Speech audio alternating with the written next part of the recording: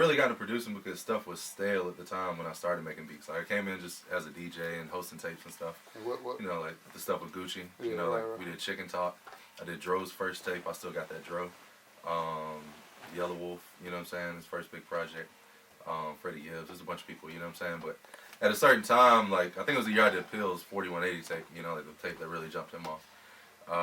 The tracks that I was getting from artists who wanted to do tapes, the beats were so bad, man. Like, and not even bad, like they're hitting the wrong note. Bad, like it's so played. This style is just old. Like, there's so much technology and so much music out there. If you listen to anything from fucking Europe or anywhere, you know, like you'll get thoughts like, okay, let me see what I can do and help. You know, I didn't feel like anybody was applying themselves in that way. You know, now it's a lot better. You know, you got like fucking Metro Boom and Childish Major, DJ Dahi. You know, you got like a lot of producers that are trying shit and just doing them, you know what I'm saying, coming up with new waves and stuff. But back then shit was just dry, man. So I just took a whole year and just taught myself how to make beats, you know. So I got Reason, and I would just make 5 or 6 beats a day. They were terrible, dog, like horrible beats, like that will never be heard again.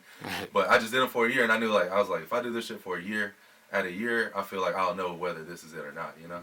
And at the end, dog, I had people that was already starting to pick beats that I wasn't even playing it for people, you know. Like they would just come by, and I'm like, oh, I'm just working on this.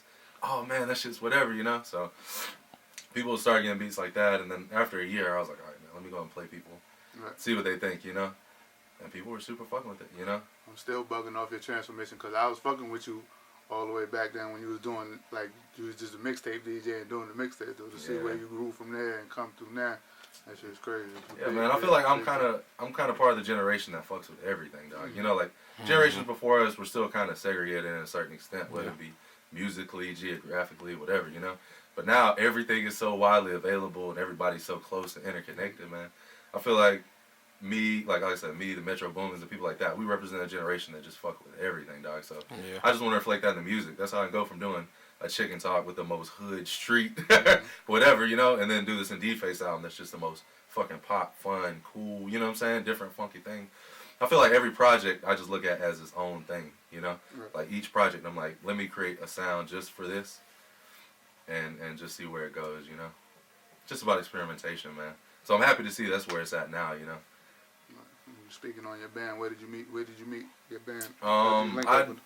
My band is in D-Face and Ricky and Water, like the main vocalists, you know what I'm saying? So I met Walt live probably about 8 or 9 years ago. I was working with the Backwoods.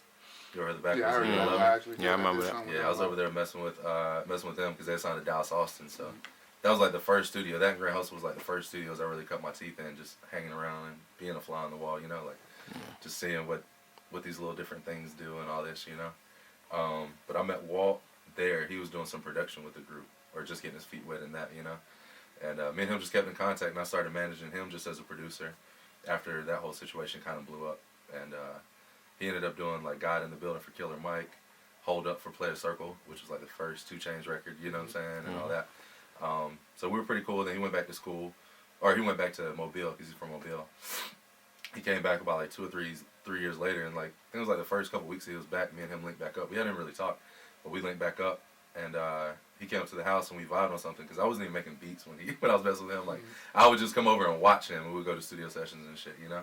So I want to say he came up to my apartment and we just vibed on the record. It was just one beat, like I did a dummy drum pattern and he played the keys, and that was really it. He left, and then 2 days later, I want to say I bumped into Ricky. Like I'd already kind of known about him in the city, and I shot him just the dummy idea that me and Water came up with.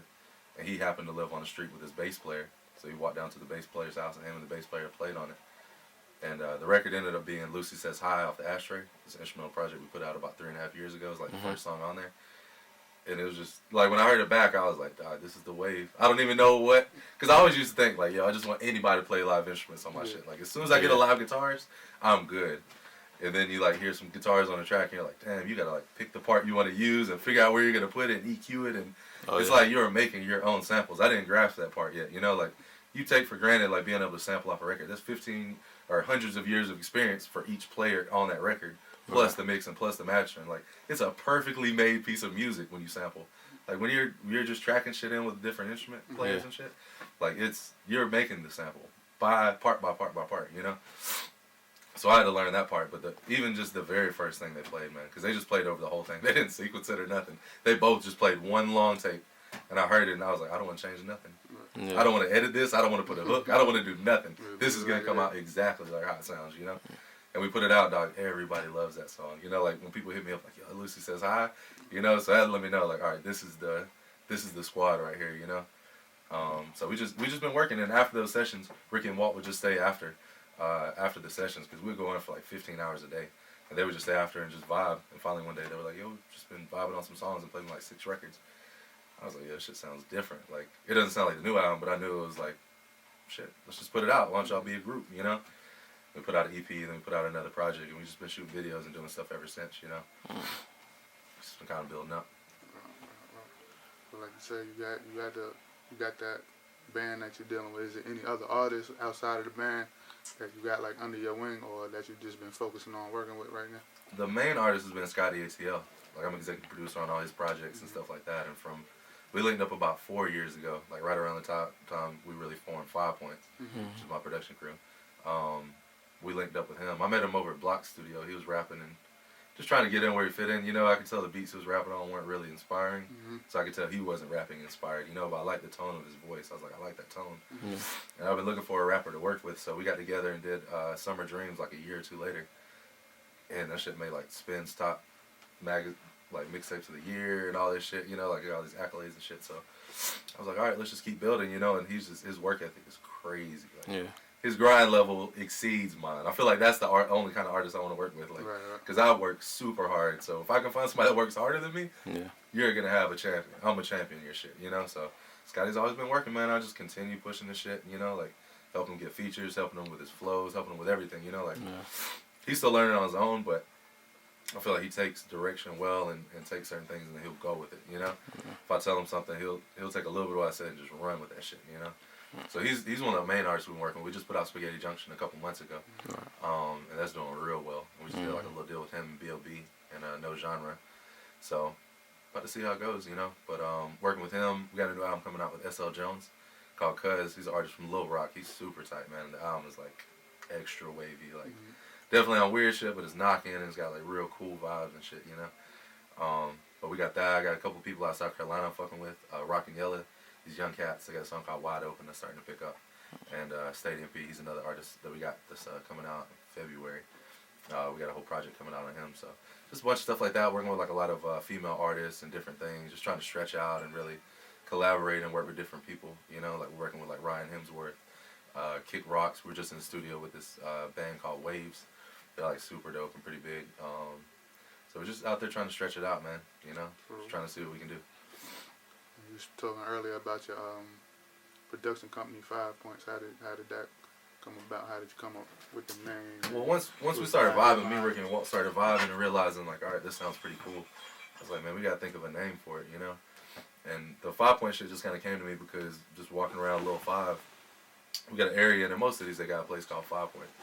But to me, like in those areas, it's like the cool part of town, but not like trendy cool.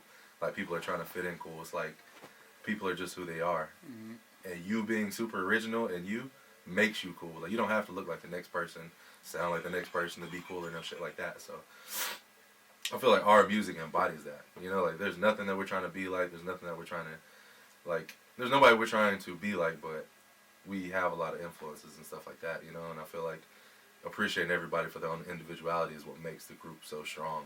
You know, so.